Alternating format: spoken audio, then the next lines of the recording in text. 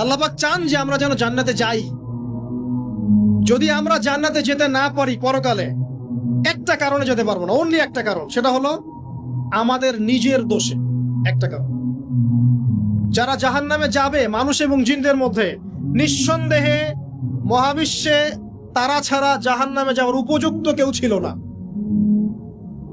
ও জাহান্নামে যাওয়ার উপযুক্ত ছিল বলেই আল্লাহ পাক তাকে জাহান্নামে পাঠাবেন। আর যারাই জান্নাতে যাবে প্রত্যেকেই শুধু আমলের বদৌলতে যাবে না, বরং আল্লাহ পাকের রহমতেই যাবে। কেউই তার আমল দিয়ে জান্নাতে যেতে পারবে না।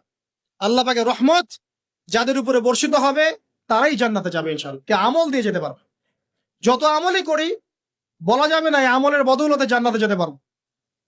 আল্লাহ পাক দয়া না করলে হবে না। আল্লাহ পাক চান যে আদম সন্তান যেন জান্নাতেই যায়।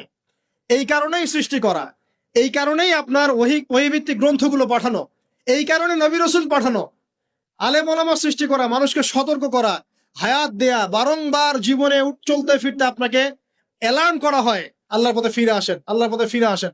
অ্যালার্ম করা হয় না? বিপদ দিয়ে আপনাকে অ্যালার্ম করা হয় আল্লাহর পক্ষ থেকে। আপনি চলতে পথে হোঁচট খান, আল্লাহ আপনাকে অ্যালার্ম দেন, ফিরে আসো। চলছেন বিপথে, আল্লাহ পাকে অ্যালার্ম দেন, ফিরে আসো। আল্লাহ পাকের পক্ষ থেকে কিন্তু এগুলো আসে। অদ্ভুত একটা হাদিস বললাম, অদ্ভুত বলতে বুঝি অ্যামেজিং হাদিস। যে একজন সাহাবী বলছেন, সালমান রাদিয়াল্লাহু আনহু, তিনি বলছেন যে যখন মুমিনের উপর বিপদ আপদ বালা মুসিবত আসে, তখন মুমিনের এই বিপদ আপদ বালা মুসিবত রোগ শোকের বদৌলতে আল্লাহ পাক তার গুনাহগুলোকে মাফ করে দেন এবং তার মর্যাদাকে বাড়িয়ে দেন, এবং সে আল্লাহর দিকে ফিরে আসার অনুশোচনা করার সুযোগ পায়। আর যখন কাফের মুশরিক বা ফাসিক মানুষকে এইসব রোগ ব্যাধি বিপদ আপদ বালা মুসিবত ঘিরে ধরে, তার দৃষ্টান্ত ওই ব্যক্তির ন্যায় যে ব্যক্তিকে, তার দৃষ্টান্ত সেই উটের ন্যায়, তার দৃষ্টান্ত সেই উটের ন্যায় যে উটটাকে তার মালিক বেঁধে রেখেছে, এরপর ছেড়ে দিয়েছে। সে উটটা বুঝতে পারলো না কেন তার মালিক তাকে বেঁধে রাখলো আর কেনই বা তাকে ছেড়ে দিল। কথাটা কি বুঝতে পারছেন? যারা আল্লাহ দ্রোহী, তাদের উপর যখন বিপদ আপদ বালা মুসিবত আসতে থাকে, তারা বুঝে না যে কি জন্য আসলো আর কেন চলে গেল। কিন্তু মুমিন ব্যক্তি, যারা মুসলিম, আল্লাহর অনুগত, তাদের বিষয়টা হচ্ছে এমন, বিপদ আপদ বালা মুসিবত রোগ ব্যাধি তাদেরকে আল্লাহর দিকে ফিরিয়ে নিয়ে আসবে।